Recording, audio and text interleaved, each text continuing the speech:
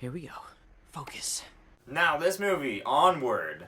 Alright, we're gonna get Warrior Z95. It definitely moves people onward because my favorite character was Barley. You know how a lot of like high school shows, they have the separate, okay, here's the punk rockers, here's the nerds, and here's the jocks. They took like all three of those and mashed it into one character, and that's Barley. He comes out, he's got the spike bracelets and like the heavy metal like ripped jacket, and he's a big burly fella, but then he has this Dungeons and Dragons looking board game all over the table, and he's like, oh, don't touch my board game. It's just felt like interesting how we take two opposing forces in like any other series and kind of smush them together into one. Here's the hardcore metalhead and also the nerd who has like, oh, his card collection of magical historic things, and he's one character. So I like the way that they just involve those two tropes and push it together into one brand new character. I'm a mighty warrior. Morning, Mom! What I thought was good about it, the high-end action scenes were choreographed really well. They resolved very well rather than being really cheesy. I kind of like the end, kind of where the main character was checking off his list and realized how many of those things he had actually done. Oh, Blazy, down! Bad dragon. Back to your lair. One of the most irritating parts was when we met the biker pixies, and I thought it was interesting how they took like, oh, their little fairies are cute and whatnot, Tinkerbell, and then they make them these rough and tumble gangster biker gang type characters, but the thing is they don't fly. And then Barley, when he got shrunk by accident, when he was like telling them like, hey, you can fly. and they were like, We'll fight you. and then they go into the car and they're climbing all over the car trying to get in and beat them up, and then they get blown away, and right as they're about to land, their wings come to life and they're flying, and it's like, you never knew you could fly before? Everybody forgot about magic, and then in the beginning of the movie when they found the magic stuff, they're like, oh yeah, magic is a thing. And that's what Barley was saying all along, was like, magic this, magic that. The centaurs, they could run 70 miles per hour. Oh, but I have a car, so I don't need to run. Exercise, and it was just annoying how it's like, as the story goes on, more and more magic gets added to the world that this movie is playing in, but it was there all along, and it's like, oh, We only just now discovered this thing exists. it was just kind of infuriating that nobody had figured it out at all in the past. Happy birthday, Mr. Adult Man. Oh, Mom!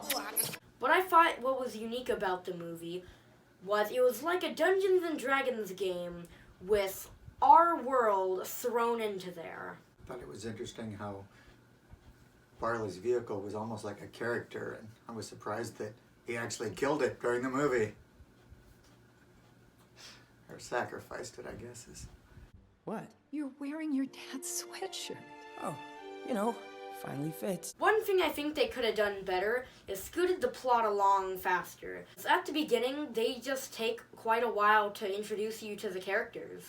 Quick! Somebody help me! These Griffin Nuggets were supposed to go out minutes ago! I really like that they took classic tropes or stereotypes of like, oh, here we got the gangster stereotype, here we got the cute little pixie Tinkerbell stereotype, and here we got the nerd of like the Dungeons and Dragons stereotype, and like the rough and tough biker jock of the school. They took those, combined them together. Then you have the character Barley. He was actually warm-hearted, but he is rough and tumble. He was wrestling with his mom.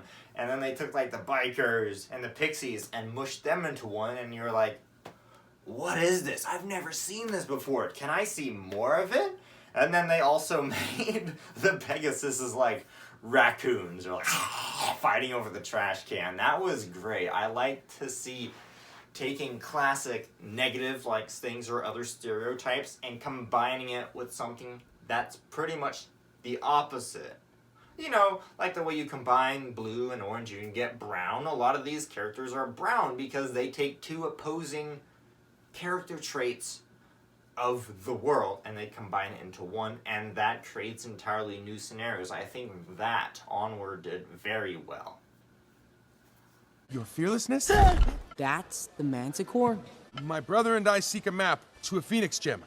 What I liked least about the movie is how they ramped us up so much. They had 24 hours to get their dad, and his dad was supposed to be the great, amazing person who was friends with everybody and who Ian wanted to be, and all we get to hear is a phone call of him and a silhouette of him, and then he just disappears. Oh, great and powerful Manticore. Whoa, sir, you're right in the hot zone. I think they could have created a better dragon. It's the Great Stone Dragon. With that cutesy dragon face, yeah.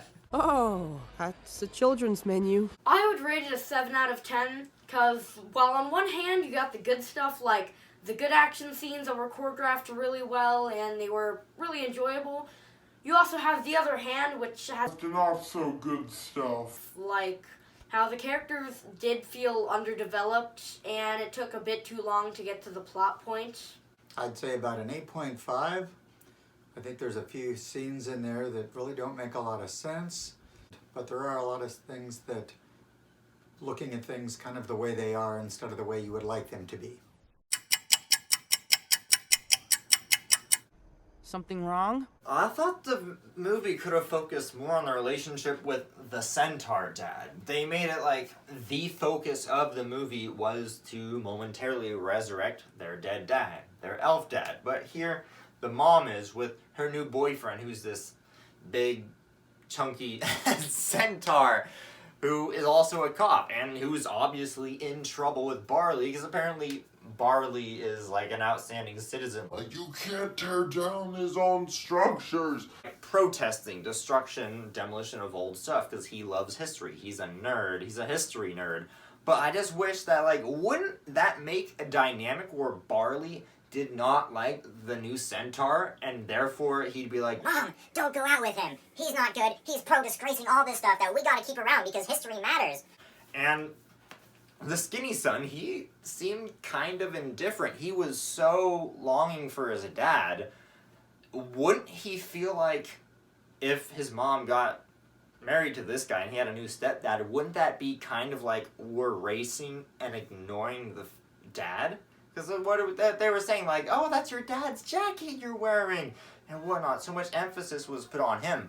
But there was very little emphasis on the centaur. Did the centaur matter? We didn't see whether the sons liked him or not. I mean, we saw that their mom was going on a date with them, but the sons, Barley and stuff, didn't really even care. Also, is it a bad thing that I know Barley's name, but I don't remember what the main son character's name was?